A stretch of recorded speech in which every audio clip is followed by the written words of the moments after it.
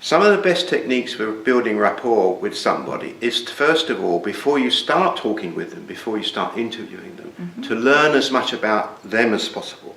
So you've got things at the beginning of the interview to talk about that in fact have got no direct relationship with the investigation whatsoever.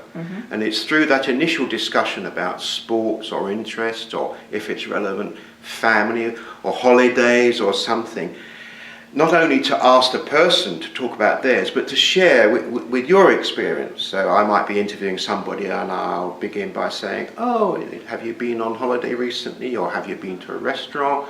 And they'll tell me a little bit, and I say, I went to a really interesting restaurant the other day, and it will be sharing a conversation like one might have with a friend, and to resist the temptation to get onto the investigative topic too soon.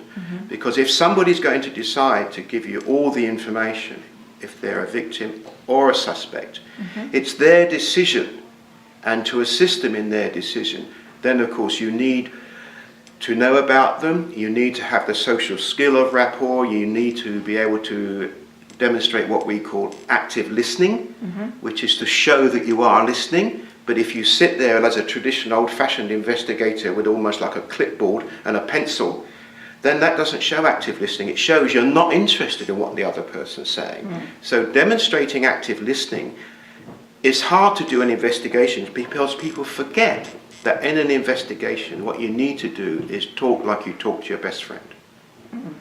Okay.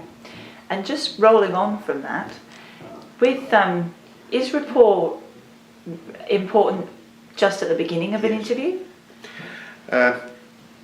We and other people have done a lot of research that show that some people think that rapport is only important at the beginning of the interview.